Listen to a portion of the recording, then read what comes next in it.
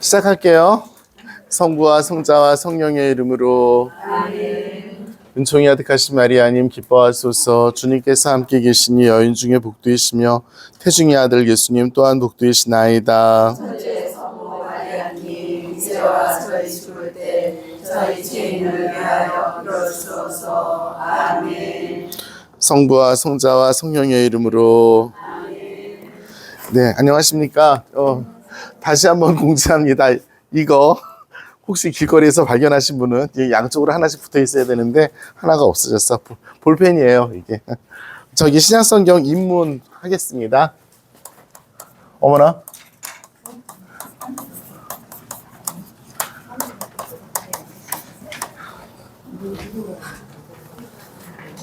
몰라. 오늘은 저기 대림식이니까 녹색입니다.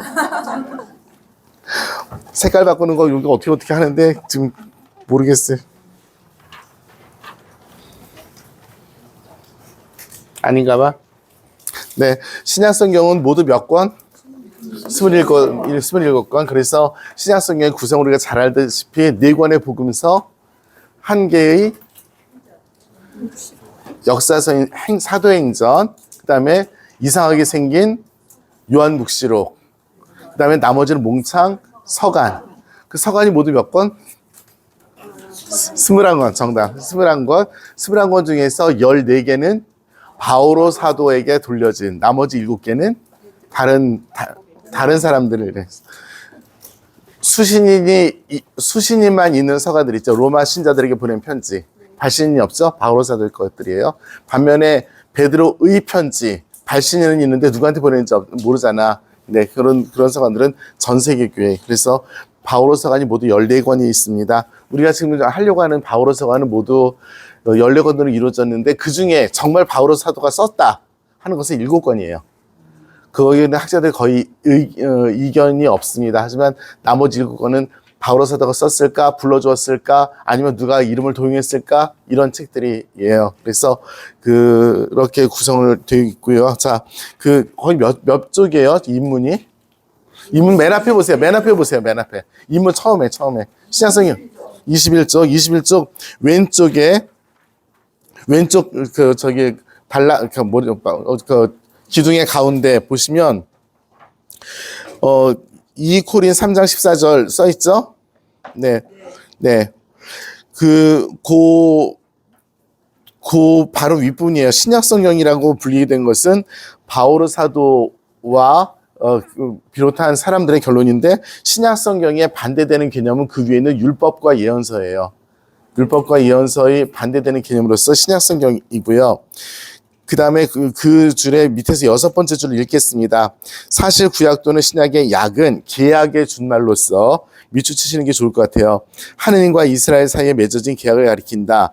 그리스도인들은 이렇게 새 계약을 이야기하면서 마침내 그때까지 율법과 예언서라고 부르던 작품에 구약성경이라는 이름을 붙여넣습니다. 이는 그리스도인들이 이 구약성경을 무엇보다도 먼저 모세를 통하여 체결한 옛 계약의 법전으로 본 거예요. 그러나 예수님으로 시작된 새로운 시대의 새로운 계약이 바로 신약이 된 거죠. 그래서 구약과 신약으로 이야기를 하게 되었다라고 이야기합니다. 그 다음 패러그래프는 27권이 쓰여졌는데 시대에 따라서 복잡한 전승을 가지고 있다. 이 정도까지만 이야기하면 될 것 같아요. 네. 자,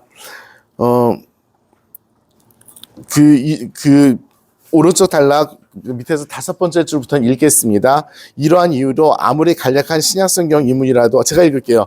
초기 그리스도인들이 어떠한 여건 속에서 새로운 성경을 만드는 작업을 하는지 먼저 살펴보아야 한다. 그리고 둘째로 이 사람 저 사람의 손에 옮겨 쓰고 또 옮겨 쓴 것에 그거 베끼는 과정에서 또 성경 본문들이 편집될 때부터 인쇄술이 발명되어 더 이상 변경되지 않을 때까지 1400년 동안의 시간 동안에 필사해서 성경이 정형화되는 그 과정들을, 무슨 말이냐면 처음에 성경이 있었을 때 인쇄 기술이 없었잖아요. 그러면 이 성경 말씀을 다른 말씀에다 전하려고 그러면 어떻게 해야 돼요? 써서 옮겨야 되는 거죠. 써서. 써서 옮기면 필사하는데 우리 어렸을 때 해봤잖아요. 뭐 선생님들 특별히 더 잘하시겠지만 아이들 여기 10명 쭉 있는데 여기다 말 전해서 전화기 하면 맨 뒤에 가서 어떤 일이 벌어지냐면 완전히 다른 얘기를 하게 되잖아요. 그 말도 고주에서도 그런데 쓰는 게 얼마나 힘들겠어. 그리스 말에는 액센트가 이렇게 세 종류가 있어요. 그리스 말에는 액센트가 그러니까 예를 들어서 이게 긴 이 발음이에요. 이 발음이 이게 이렇게 하면 에예요. 이렇게 되면 해가 돼요. 이렇게 되면 에가 돼요. 급한 일이 있어갖고 꼬리아 단장님 좀 면회하신다고. 네.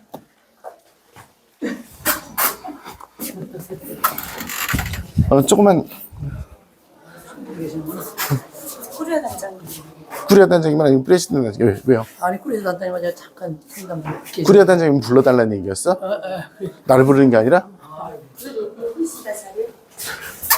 김은옥 세실리아 꾸리아 단장님을 찾아요. 안 계시지?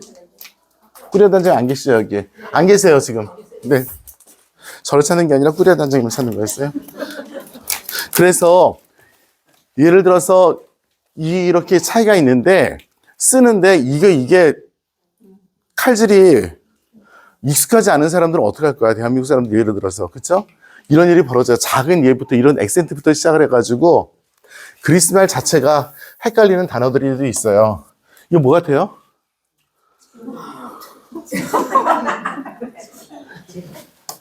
이런 글자가 있어요. S 발음이 긴 거예요. 이거 그리기 쉽지 않잖아. 이게 만약에 짧게 되면 어떻게 되면 애 발음이 되는 거라. 왜 등등등등.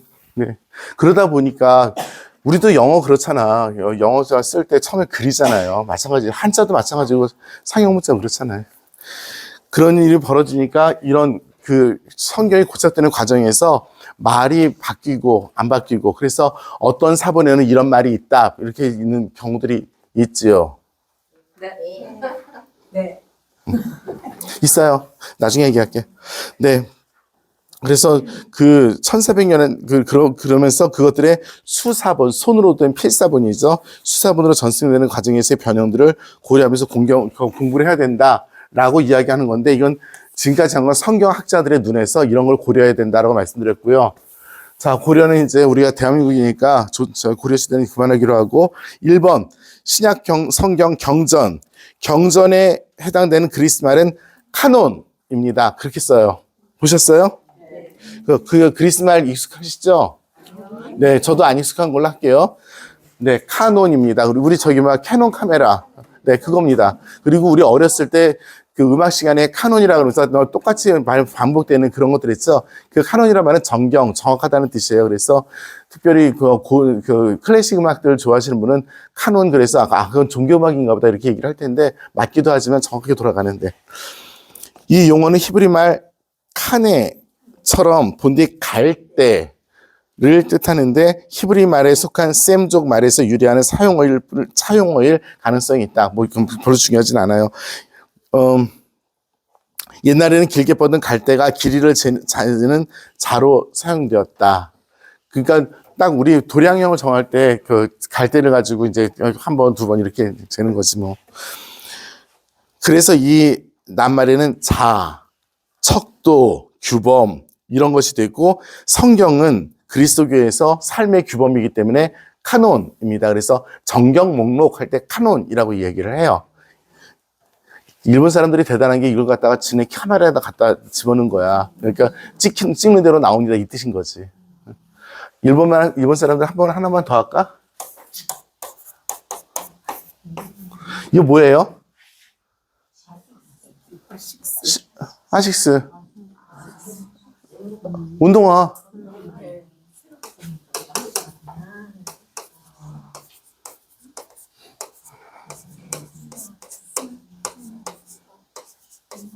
이거의 약자예요. 건강한 몸에 건강한 정신. 아니마 사나인 꼬르포레사노. 그 앞에 이니셜 5단어거든. 그 이니셜이 아식스예요. 그러니까 일본 애들은 라틴어 하나도 모를 텐데 이렇게 무식한 짓을 해. 참 놀라운 사람들이에요. 그러니까 굉장히 어떤 면에서는 참 학구적인 그런 사람들이기도 해요. 네. 아식스 일본 거죠? 네, 원래 일본 거예요. 네, 네, 네. 네. 그래서 4세기 중반부터 정경을 카논이라고 부릅니다. 네. 카논이 아닌 그런 경전들도 많이 있었다는 이야기예요. 한자말 경전은 우리나라 말로 어쩌고저쩌고 지나가겠습니다. 이렇게 경전에 속하는 책은 그리스도교의 신앙과 생활의 규범에 작용한다. 그래서 반면에 어떠한 책이 경전에 속하는지 곧 성령의 감도로 저술되었는지는 구약성경과 관련하여 유다교가 이스라엘 사람들이 정경 목록을 먼저 정했어요. 84년에 얌니아라는 곳에서 정경 목록을 정합니다. 이것만 구약성경이다. 우리가 알고 있는 구약성경 정경 목록과는 달라요. 그 사람들이 정한 건 39권이에요. 우리는 정경 목록에 46권을 집어넣었죠. 구약성경과 신약성경 관련해서는 그리스도교가 판단하였습니다. 그래서 여기는 신약성경과 구약성경 두 개를 다 함께한 이유가 그리스도교의 정경 목록에는 이스라엘 사람들의 정경 목록보다 6권이 더 많이 들어있기 때문에 그래요. 개신교는 이스라엘 사람들이 정한 정경 목록을 갖다 써요. 그래서 개신교 성경과 우리 성경이 6권이 차이가 나는 게 그래요. 네. 나아가 경전이 확대될 때까지 과정도 그러하다. 그리고 토빗, 유디기, 마카베오기, 상하권, 지혜서, 집회서, 바룩서 이것이 바로 6권의 책이에요. 우리가 더 있는 개신교에 없는 책들입니다. 그 다음에 그 아예 경전에 채택되지 않은 책들은 외경이라고 부릅니다. 그 외경이란 말과 위경이란 말이 있어요. 외경은 경전 외의 책인데 위경은 가짜 경전 이렇게 하는데 개신교는 과감하게 가짜 경전에는 위경을 많이 써요.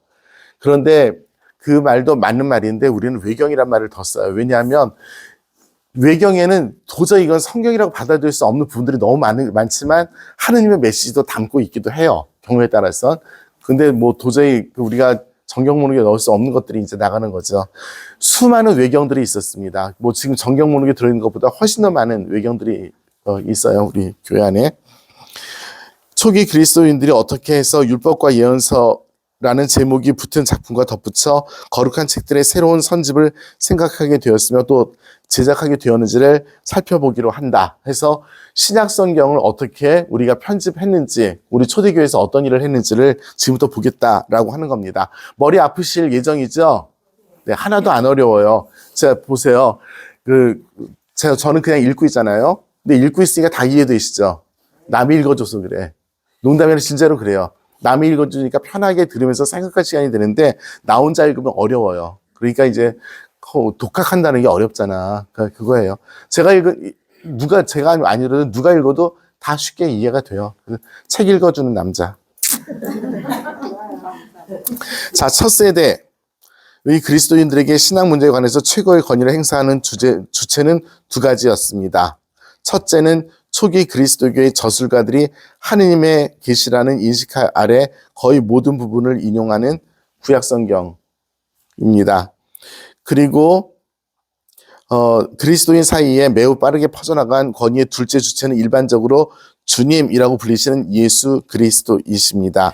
이는 곧 전에 예수님께서 내리신 가르침 그리고 사도들을 통하여 나타나신 부활하신 분의 권위입니다. 그러니까 구약 성경과 예수님의 가르침 이 두 가지가 초대교회의 규범이었던 거죠.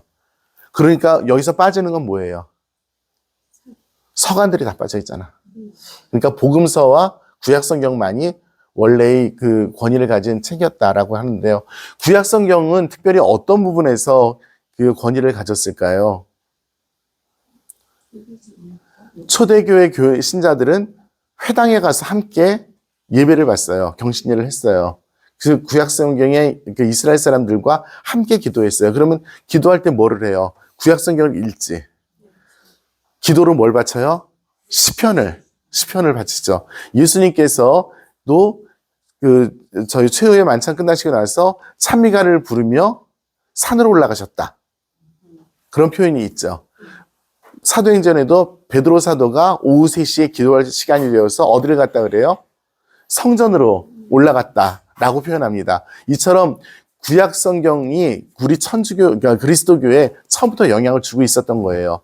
그리고 또 한 가지는 예수님의 가르침들인데 그 예수님의 가르침은 어떤 형태로 전달이 되었을까요? 구전, 또 글로 쓰는 사람도 있었겠지. 그래서 예수님께서 말씀하신 거를 서로 쪽지로 이렇게 주고받는 과정들이 있었겠죠. 네. OT가 뭐예요? 올드 테스타먼트, 구약이에요.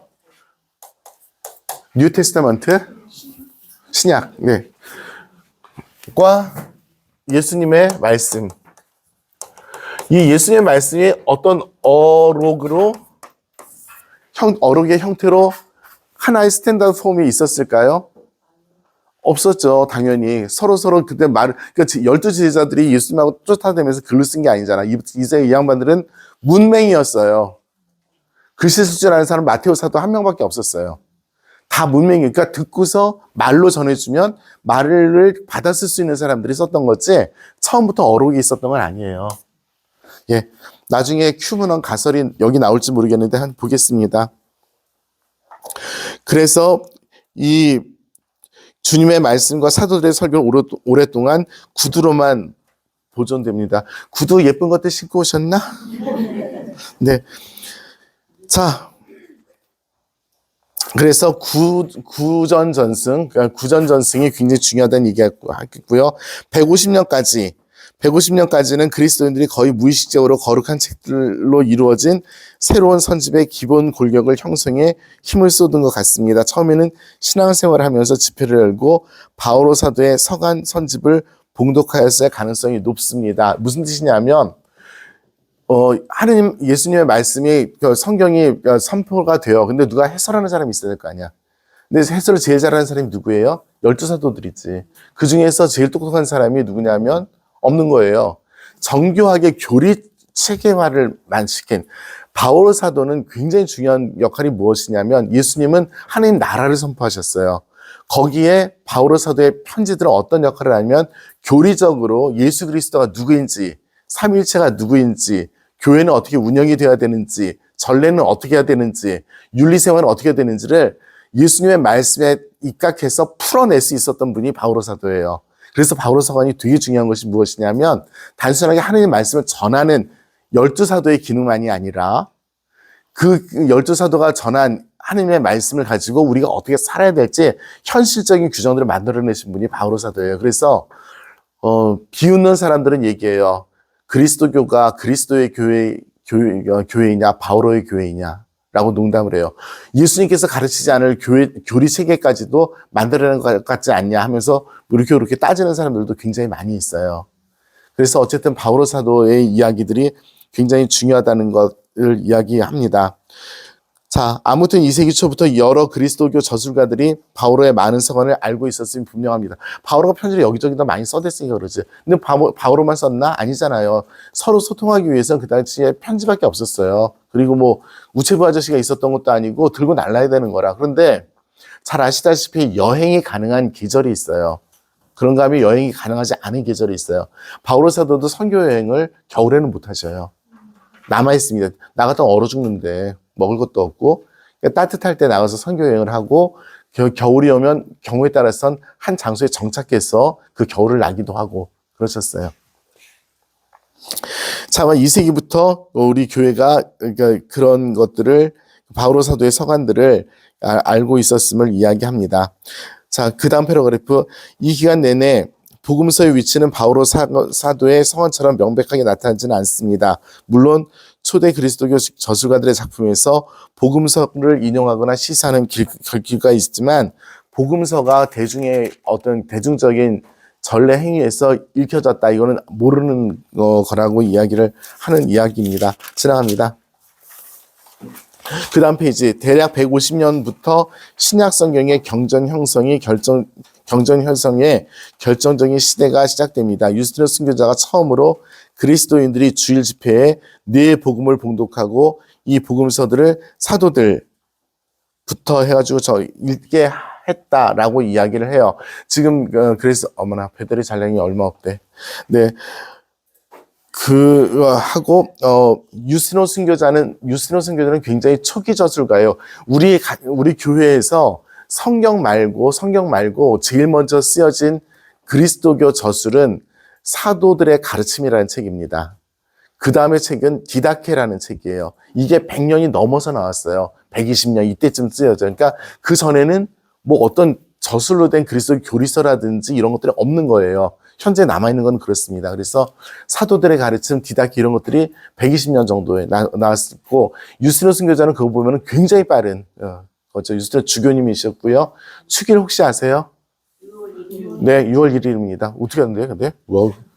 네, 유스틴호 순교자 순교하셨어요. 네, 6월 1일입니다. 어쨌든 간에 유스틴호 이런 초대교회 교부들이라고 얘기하죠.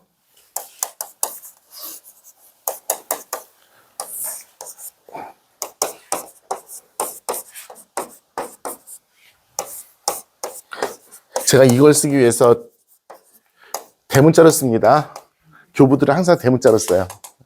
그래서 초대교회에 하느님의 가르침을 풀어냈던 설교자들, 가르침을 주셨던 위대한 스승들을 교부라고 불러요. 그런데 이 초대교회 교부들만 교부가 아니라 현재 우리 시대에도 교부가 있어요. 하느님의 말씀을 가지고 유권적으로 해석하시는 사람들이 누구들이에요? 주교님들이에요. 주교님까지예요. 저는 아니에요. 그분들도 교부라고 부릅니다. 그래서 우리가 얼마 전에 신호들을 했죠. 신호도 교부들은 이렇게 표현을 해요. 공의회 교부들은 주교님들이에요. 신부들은 교부될 자격이 없어요. 신부들은 거기에 전문가로 아니면 조언을 하는 사람으로 참가하지 유권 해석을 해서 이걸 교리다라고 얘기할 수 있는 것은 현재 주교님들입니다. 그래서 주교님들의 문헌은 우리 교회의 전승에 지금도 속하는 거예요. 그러니까 조금 있어 성탄 메시지에 지금 나와 있는데 교구장 주교님의 전승이에요. 우리 성전이에요. 네. 어쨌든 입니다. 네, 이걸 저기 3세기, 4세기 해서 쭉쭉쭉쭉 돼 있는데 읽으려고 생각하니까 여기는 안 읽어도 될 것 같아요. 저 지금 몇 쪽이에요, 거기가? 24쪽? 네, 25쪽 보세요. 25쪽에 그냥 재미로 읽겠습니다. 오른쪽에 보면은 경전에서 제외되는 경우들이 달린 책들이 나오죠. 목자라는 제목이 달린 헤르메스의 작품, 디다케, 클레멘스의 첫째 편지, 바르나바의 서간, 베드로의 묵시록 이런 책들이 있었던 거예요. 그러니까 이것만이 아니라 수천 권의 책들이 있는데 대표적인 것들을 이렇게 해놓은 거예요. 재미있죠. 뭐 복음서도 뭐 야고보음서 대표적으로 제외된 복음서 중에 하나가 야고보 복음서가 있어요. 네. 그런 거 읽고 싶은 사람 외국어를 잘 알아야 돼. 우리나라 말로 번역이 거의 안 돼 있어. 네, 그렇습니다. 자, 여기서 뭐 저희 그 다음에 이제 경전이 형성돼 가는 단계에서 중요한 게 사도성의 기준이다라고 얘기해서 사도들로부터 정말 전승이 되어 왔는가, 정말 사도들이 쓴 거냐, 사도들이 보낸 거냐, 사도들의 공동체에서 확실하게 권위를 가지고 이야기한 거냐, 이런 것들이 중요하다라고 해서 뭐 거기 밑에 베드로의 쓴 편지, 요한의 편지 이런 것들이 있습니다. 제가 한 가지 좀 재미없지만 예수님의 복음서 이야기 한 가지는 할게요. 마테오, 마르코, 루카, 요한의 복음서 중에서 이 세 가지를 우리가 뭐라고 부르냐면 공관복음이라고 얘기하죠. 아이씨. 네, 그렇습니다. 공관복음을 보면 순서도 비슷하고 내용도 비슷하잖아요. 그런데 우리가 알다시피 세 명이서 쪼르륵 앉아서 쓴 게 아니잖아요. 그러면 이런 스탠다드 폼이 있지 않았을까? 라고 이야기를 하는 거예요. 특별히 예수님의 어록집. 이 어묵처럼 보인다? 어록은 말씀이잖아요. 조금 있어봐. 잠깐만 있어봐.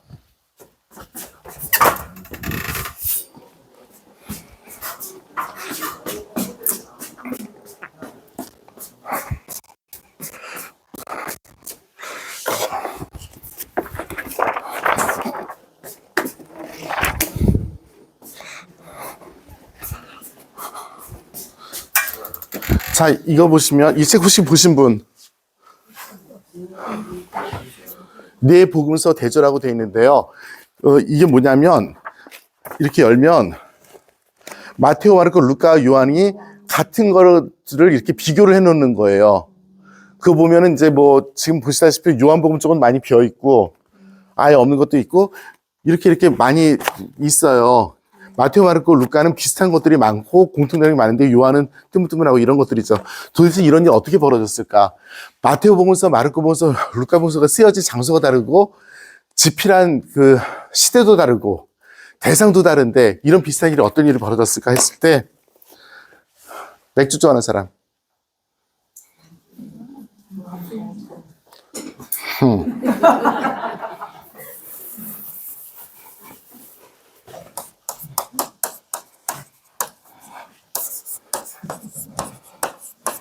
이런 맥주 보신 분?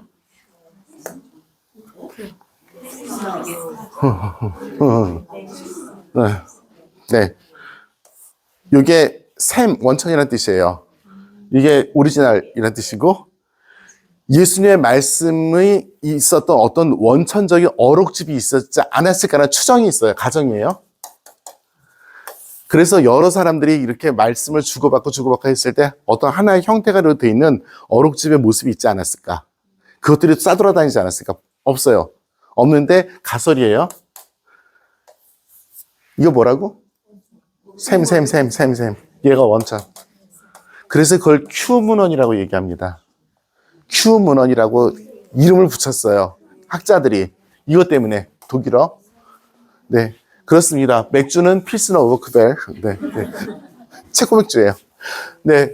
이런 Q문헌이 있지 않았을까라는 가설이 있어요. 예수님의 어록집에 관해서는, 행동에 관해서는 그 Q문헌을 얘기하지 않고 처음에 쓰여진 마테오복음과 그러니까 마르코복음이 마테오복음에 영향을 주고 또 이 두 복음서가 루카복음에 영향을 주지 않았을까라고 추정만 할 뿐이에요.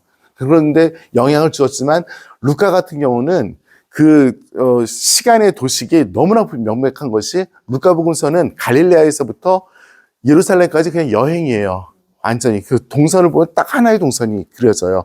마르테오, 마르코는 그렇지 않습니다. 그런 건 루카가 뭔가 집대성하는 과정에서 자기의 어떤 생각을 가지고 한 거죠. 네, 등등 그렇습니다. 복음서이기 때문에 잠깐 한번 말씀드렸고요. 자, 2번 신약성경 외경 그냥 읽어보세요. 외경은 이것저것 있는데요. 몇 페이지예요? 26쪽 오른쪽 맨 밑에 보세요. 나자렛인들의 복음, 히브리인들의 복음, 이집스인들의 복음. 그 다음에 베드로의 복음. 오른쪽에 27쪽 보시면 영지주의자들의 흔적을 담고 있는 그 베드로의 복음서가 있고요. 영지주의가 뭔지 아세요? 영지주의. 부활이 없다가 아니고 영지가 그 한자 어떻게 써 있어요?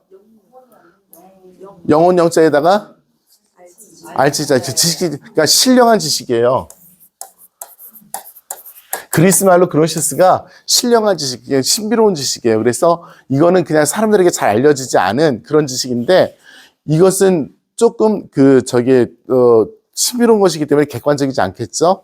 네. 그래서 하느님에 대한 인식, 세상에 대한 인식, 인간에 대한 인식을 형이상학적으로 풀어낸 인식들이에요. 그런데 천주교회는 이걸 거부를 해요. 왜냐하면 여기는 완전히 육체를 거부를 하기 때문에 그래요. 그리고 이원론이에요. 선이 있고 악이 있고 두 개의 근원이 있어서 근데 우리는 오로지 하나의 근원이죠. 하느님만이 모든 것의 근원이신. 네. 어쨌든 그겁니다. 이 흔적이 굉장히 많이 남아있는 복음서가 요한복음서예요. 빛과 어둠, 낮과 밤, 육신과 영혼 계속 비교를 하죠. 네, 바오로서 간에도 이것들이 남아 있습니다. 다음 시간에 제가 말씀드리겠지만 그냥 맛배기로 저 배터리 언제 나갈지 모르겠네. 저기 미리미리 좀 충전해 놔요. 몇 %인데? 예, 10몇 %야. 배터리 좀 충전해 놓지. 어디 갔냐? 내 배터리 충전하시기 바랍니다. 그거 내가 해야 되는 거였어? 자, 제가 그리스말은 아니고요. 그리스말로 안 쓸게요. 네. 그리스말인데 우리가 알고 있는 알파벳으로 바꿀게요. 이거 다음 시간에 말씀드릴게요.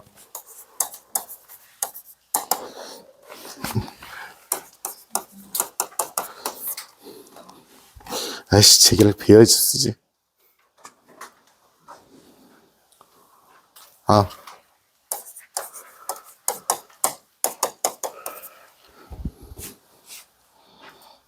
아이씨. 이거 혹시 카페 같은 데서 푸시케 본 사람? 푸시케라는 카페 같은 거, 카페에서 많이 쓰는데, 그냥 찻집에서. 이게 0. 사이콜러지 할 때, 네. 그 다음에, 누스 찍어. 누스.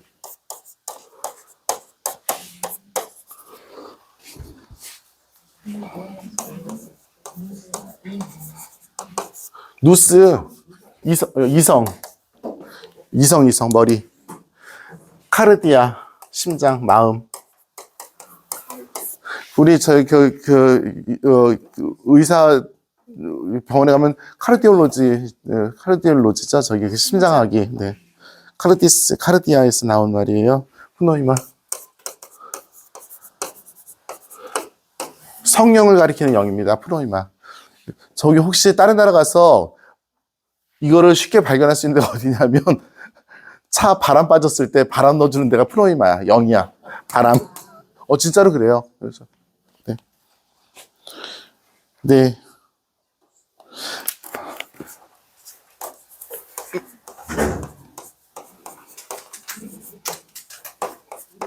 다음 시간에 바오로 사도 이 개념 말씀드릴게요. 이런 것들이 했던 바오로 사도의 주요 개념들이에요. 어쨌든 간에 네. 지겠습니다. 다음 시간에 할 거니까. 네. 어쨌든 영지주의의 영향을 받은 이런 개념들이에요. 이것들도. 네. 그 다음에 거기 뭐 필립보의 복음서, 토마스의 복음서 이런 것들이 장명호 신부가 토마스잖아. 장신부 작품인가봐. 네. 등등등등 이런 책들이 있었다는 걸 얘기하고요. 3번 신약성경 본문입니다.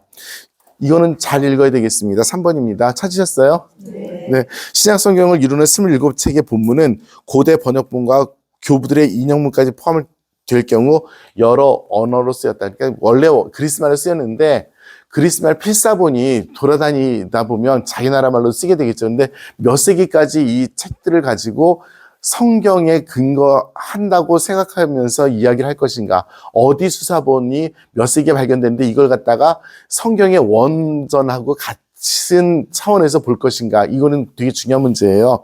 그래서 제일 오래된 것은 당연히 파피루스에 쓰여진 양피지에 쓰여진 건데 하나도 안 남아있어요. 밑에서 5번째 줄 보세요. 6번째 줄. 파피루스 수사본들은 온전한 것이 하나도 남아있지 않다. 모두 부분으로만, 그것도 때로는 작은 부분으로만 이루어져 있습니다. 신약성경 대부분 또는 전부를 담고 있는 가장 오래된 수사본으로는 4세기 것으로 판단되는 양피지 성경 2권만 있답니다. 그러니까 우리들에게 신약성경이 나와 있는 최신판이, 오래된 판이 4세기면 500년대 거잖아. 4세기면 300년대 거잖아. 네네. 그 중에서 가장 높이 평가되는 바티칸 사본입니다. 거기다 잘 보관하고 있어요. 네. 바티칸에서 보관하고 있기 때문에 그렇습니다.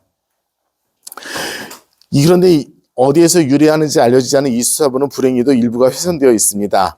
뭐 이런 것들이 없대. 그 다음에, 시나이 산 기슭의 성 카타리나 수도원에서 발견됐다고 하는 시나이 사본이 있어요. 그러니까 카타리나 수도원 가보신 분. 카타리나 수도원 가보신 분. 그쵸, 거기에요. 네. 알렉산드리아 카타리나 성녀 이름을 따가지고 만들어진. 그 다음에,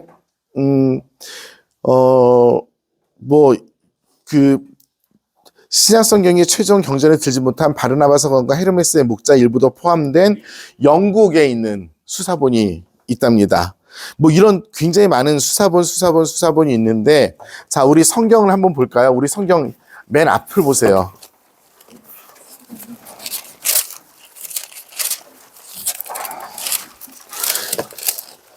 일러두기가 있어요? 일러두기 보세요. 성경과 주석 성경의 본문에 충실한 한국 천주교 공용 번역본이다. 번역 대본은 어떤 거냐? 구약 성경 히브리말 부분은 슈투트가르트 번역판, 슈투트가르트 동네예요. 판 히브리말 성경에 실려 있는 마소라 본문을 번역 대상으로 삼았다. 네. 구약 성경의 그리스말 부분은 원칙적으로 괴팅겐판 70력 성경을 번역 대본으로 삼았다.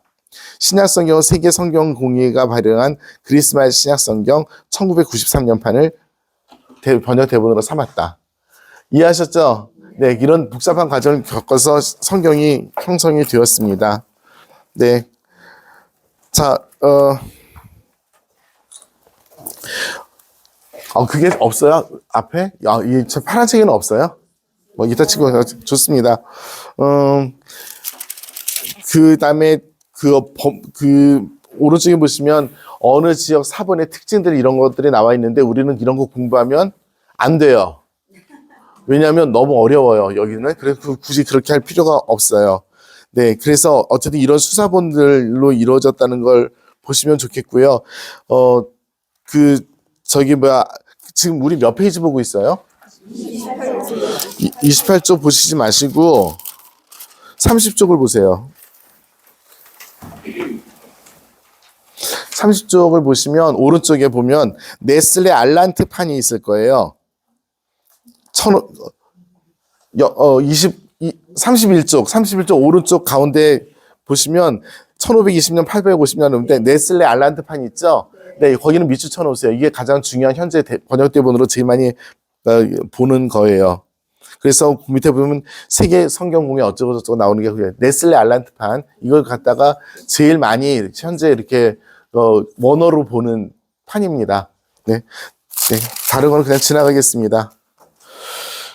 네, 4번 지난번에 신약성경이 3개 하고 있었죠. 거의 다 끝났죠. 어디까지 했어요?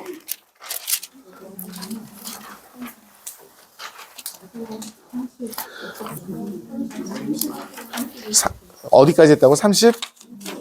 32쪽? 거기까지밖에 안 했어요? 나 굉장히 많이 했다고 생각을 하는데 32쪽 보세요. 그러면 30쪽에 우리 알렉산드로스 이야기 했죠. 그 다음에 로마 제국 시대 이야기하고 있었던 거죠. 로마 제국은 팔레스티나를 다스리고 있던 시대에 초기에는 헤로데 왕조가 역사의 전면에 등장한다. 자, 여기는 저희 헤로데 왕조는 여기 있나 몰라 지도에.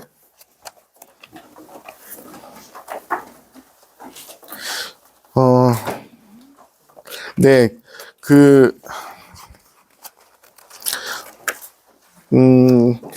15번 지도 보세요.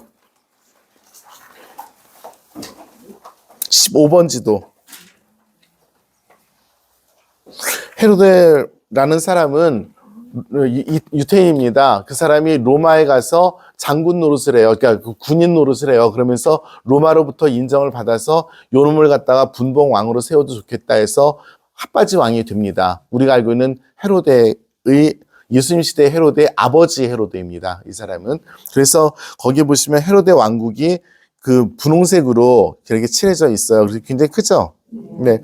그래서 거기다가 이제 헤로데 왕을 세워서 했고, 헤로데가 죽은 다음에 그 나라를 반을 나눠가지고 형제에게 나눠주죠. 큰형이 필리포스, 작은 놈이 헤로데. 그 필리포스의 부인이 살로메. 그래서 그 살로메가 나중에 헤로데하고 동생, 그러니까 뭐라 그러지? 시동생 헤로데하고 사이좋게 지내는 그런, 네. 그래서 그렇게 하면 안 된다고 요한 세례자가 얘기하다가 목이 잘리시는 그런 얘기들입니다. 네. 그래서 예수님 시대의 그 다음 지도를 보세요. 보시면 예수님 시대에는 첫 번째 헤로데 왕국이 그렇게 컸었는데 줄어들게 되죠. 줄어들고 로마 헤로데 안티파스의 헤로데 안티파스의 아들 헤로데고요. 필리포스는 큰 아들이에요. 리시니아스는 또 다시 로마에서 찍은 왕이고요. 그래서 그렇게 나라를 조각조각 내가지고 나눠줍니다. 그리고선 로마, 그러니까 이스라엘 본 지역 사마리아 유다는 로마에서 직영을 해요. 예수님 시대에는. 네, 그렇습니다. 그 얘기를 여기서 지금 구구절절 하고 있으니까 이 지도로 끝내겠습니다. 그래서 우리는 어디를 볼 거냐면요.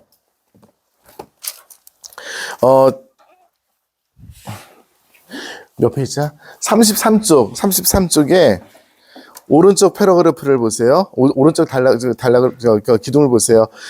5번째 줄, 70년 이후 유다교의 역사는 종교적, 정치적, 지리적 구심점을 잃은 채 쫄딱 망하니까. 왜냐하면 70년에 로마 제국이 이스라엘 사람들이 로마에 반대해서 일으킨 그 반란이 있어요. 그걸 제압을 하면서 헤로데 왕국을 비롯한 모든 왕국 다 몰수해버리고 로마 직영을 하게 됩니다. 70년입니다. 기원 후 70년이에요. 그럼 그때 예수님 뭐 하고 계셨게요? 아니, 하늘에서 이제 하늘로 돌아가신 거. 네, 하늘로 돌아가셔서 승천하신 다음 사건이에요. 그러니까 이스라엘이 완전히 쫄딱 망한 거는 그 다음 사건이고, 루카복음서나 마태복음서를 보면은 성전의 그러니까 예루살렘의 돌 위에 돌 하나도 남아있지 않을 것이다 라고 했던 것이 이 사건을 알고 있는 거예요, 복음서는. 그러니까 70년 이후에 쓰여진 거죠, 복음서들은. 갑자기 복음서에 대한 어떤 환상이 사라지는지는 모르겠지만, 복음서는 저희 신앙의 신비를 담고 있는 것이 과학적인 역사를 담고 있는 게 아니에요. 네. 어쨌든 간에 70년대 독립운동이 깨지고 해서 결정적으로 끝난 게 제가 기억하기로는 84년에 끝나게 돼요. 마사다라는 곳이 함락이 되면서 이스라엘이 사라지게 되는 그런 것입니다. 네, 다시 33쪽 오른쪽 위에 보세요. 조그만 그리스도 공동체가 예루살렘이 파괴됐으니까 그 다음에 데카폴리스 지역 기억나세요? 어디 있는지? 지도에서 보실 수 있죠. 녹색 부분이에요.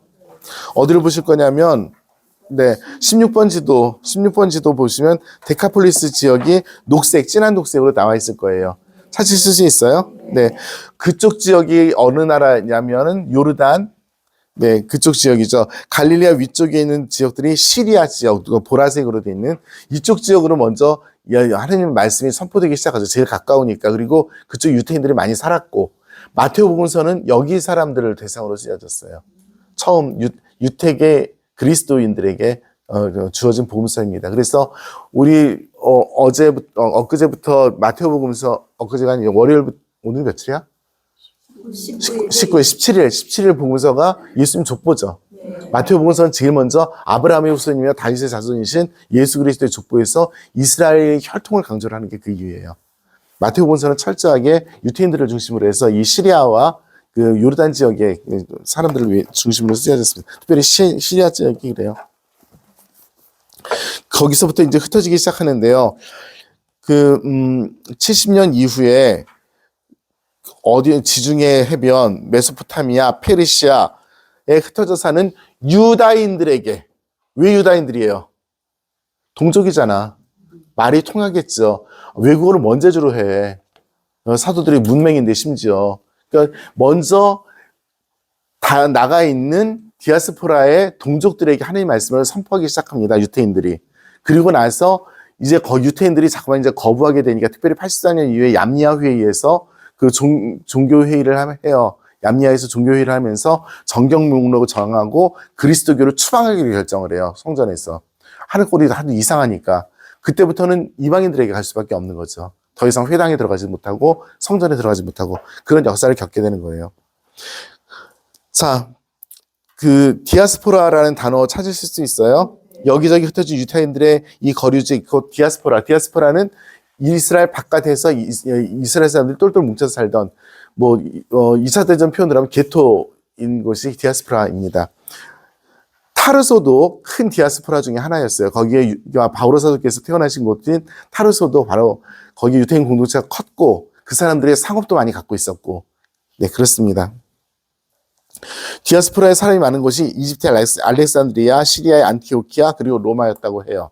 그러니까 우리가 보면은 이거 다 들어본 건데 이렇게 되는 거죠. 네, 실제로 안티오키아와 알렉산드리아는 나중에 3세기에 신학이 발달하는데 두 개의 신학이 교부 시대의 가장 큰 신학 줄기를 이루어요. 네, 그렇게까지만 이야기하겠습니다. 자세한 거는 신학교 가서 알아보시면 좋겠습니다. 신학이 완전히 달라요. 그 다음에 로마는 그 당시 로마 제국의 수도가 로마였기 때문에 거기에 살았던 거죠. 로마는 완전히 또 다른 차원의 어떤 그 신학보다는 그 신앙의 실천, 교회 공동체의 형성 이런 쪽으로 관심이 더 많게 되겠죠. 네, 그렇게 해서 점점 퍼져요. 쭉 밑으로 보시면 디아스포라 유태인들의 종교적 문화적 삶은 회당을 중심으로 전개되었고 회당은 전례 장소이면서 동시에 학교, 애들한테 가르쳐야 되니까 신앙을 또 같이 놀아야 되니까 문화공간, 거기 일자리 났어? 이런 것까지도 포함해서 농담이 아니라 진짜로. 그래서 직업 활성도 하고 같이 레시피도 아줌마들이 얘기하고 뭐 이렇게 살았던 거죠. 이 사람들에게 가장 중요한 건 토라였어요. 그러니까 토라가 뭐예요? 저번에 얘기했죠. T가 뭐야? 토라 얘기 안 했어요? 타르굼.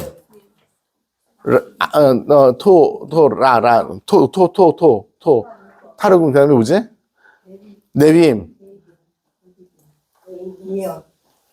그 다음에 케투빔. 성문서. 타낙이죠, 타낙에서 토라. 그렇죠? 기억나요? 네. 타낙. 토라, 네빔, 케투빔. 네. 예, 토라는 오경입니다. 토라를 중심으로 이렇게 살았던 거죠. 자, 조금 더 가서 어디를 갈 거냐면, 34쪽인가요? 그 다음에? 34쪽에 왼쪽 줄 밑에 보면, 토라, 곧 율법에 이어서 기원후 2세기 유다인들의 삶의 90점은 또 하나는 뭐냐면 예루살렘이에요. 그러니까 토라와 예루살렘 성전을 중심으로 해서 이루어진 그런 삶을 살았던 거죠. 거기에 보시면 그다음 오른쪽을 보시면 산헤드린이라는 말이 나올 거예요. 최고의회. 이 최고의회 기능은 되게 중요해요. 여기는 사제들과 율법학자들과 평신도 70명이. 네. 그래서 예수님께서 대사제 앞에서 재판받으실 때 바로 이 산헤드린에서 재판을 받으시는데 이 70명이 항상 채워졌던 건 아니에요. 네. 네, 그 사람들이 했던 거죠. 자, 이렇게 막 할 게 아니라,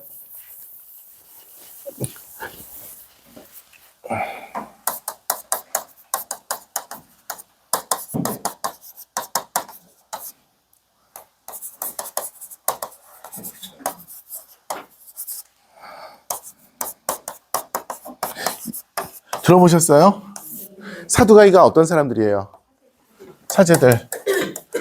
바리사이는, 네, 열혈당원은 독립군들. 그래서 그 폭력으로, 그러니까 무장운동을 해서 로마를 축출을 시켜야 된다는 에세니아는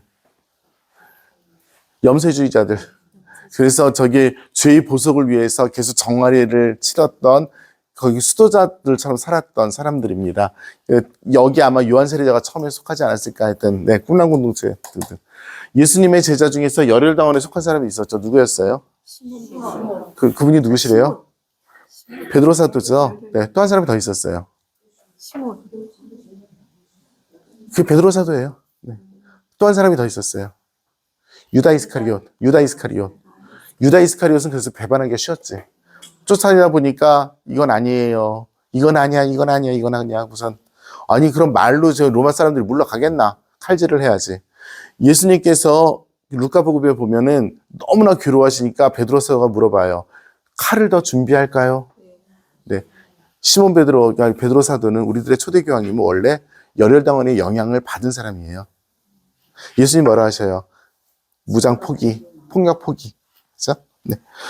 그런 얘기들이 거기 쭈루룩 써 있습니다. 그래서 그 토라를 중심으로 해서 산헤드린을 중심으로 해서 사두가이들이 있었고 두 개의 큰 파벌로 해가지고 그 열혈당원이라는 것도 있었고 네 에세니아 여기는 에세네라 그랬구나. 죄송해요 에세네예요. 옛날에 배운 걸로 했더니 네 그래서 에세네 파들은 몇 쪽이야? 에세네가 어디 나오니? 예루살렘. 35쪽에 왼쪽 콜럼 밑에 보면 유다 사회의 주류에서 열혈당원보다 더 떨어져 있었지만 20세기 중반에 사회가 꿈란에서 수사본들이 발견된 이후 열혈당원보다 더 알려진 분파가 바로 에세네가 있는데 이 사람들은 수도 생활을 했습니다. 꿈란이라고 하는 자 지도에서 꿈란 찾겠습니다. 꿈란 16번 지도에서 꿈란 찾겠습니다. 사회를 보세요. 사회 위쪽 바로 북쪽 꿈란 찾으셨어요? 이 정도 있는데 못 찾으면 이상하지. 16번 지도에 사해가 있는데 사해의 북쪽에 바로 꿈란이라고 써 있고 빨간 글씨로 설명이 돼 있죠. 사해 두루마리가 발견된 곳. 네. 이분들은 거기서 성경을 갖다 필사를 하고 묵상하고 기도하고 노동하고 하면서 이스라엘의 죄로 부속하면서 살았던 정화 예식을 하면서 살았던 분들이에요. 그분들이 이제 그 성경을 필사한 것이 1900년대 초에 발견돼요. 그랬더니 목자가 땅땅한데 항아리가 있는 거야. 거기 보니까 두루마리가 있어. 그래서 이거 뭐지? 나가서 팔아보자. 해서 시장에 가서 팔았더니 그걸 우연히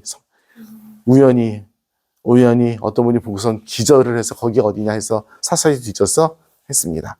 네, 배터리 잔량이 5%이고요. 시커매졌어요. 어떻게 찍힐지 몰라. 나는 그렇게 갈 거야. 그래서 이 에스니안들의 특징 중에 하나가 뭐냐면 영지주의자들처럼 이원론이 굉장히 강해요. 네, 네. 네, 그런 얘기들입니다. 읽어보세요. 거기 읽어보시고, 네, 읽어보시면 될 것 같아요. 그 다음에 그리스 로마 세계에 관한 개요는 그냥 지나가는 걸로 하겠습니다. 읽어보십시오, 이것도. 그래서 다신교 사회였고, 황제 중심이었고, 로마 사람들과 이방인들이 차별이 심했고, 이스라엘은 정말 식민지 중에 식민지였고, 그런 얘기들을 할 수 있습니다. 그래서 여기서 결정적으로 중요한 부분은 누구냐? 바오로 사도죠. 바오로 사도는 로마 시민권이 있었기 때문에 황제에게 항소할 수 있었지만 대부분의 경우 그 총독에 의해서 모든 것이 결정이 되는, 그래서 예수님께서도 빌라도에 의해서 사형이 선고되는 그런 형태라는 걸 이야기하는 정도로면 될 것 같아요. 네. 네, 그리고, 네, 그렇습니다. 네. 이 정도까지. 모든 것은 로마로 통한다. 네, 어떤 시절입니다. 자, 우리들이 만날 이제 바오로 사도는 그런 때에서 태어났고요. 그분은 여기 어디에 속해요? 바오로 사도는? 네, 여기에 속하시는 분입니다. 그분은 사제계급이 아니에요. 이건 레위 지파나 될 수 있는 거지. 그래서 율법학자가 되기 위해서 준비했던 분이에요. 어디에서 태어났는가? 타르소라고 하는 디아스포라 중에 하나인, 네, 에서 태어났습니다. 그리고 그분이 가지고 있었던 것들은 이제 말씀드렸던 거고요. 다음 시간에 바오로 사도에 대해서 조금만 더 제가 말씀드리도록 하고, 그리고 그 다음 시간부터 우리 본문은 들어가도록 그렇게 하겠습니다. 네, 마치겠습니다. 성부와 성자와 성령의 이름으로 아멘. 영광이 성부와 성자와 성령께 성부와 같이 이제와 항상 영원히 아멘. 성부와 성자와 성령의 이름으로 아멘. 아멘.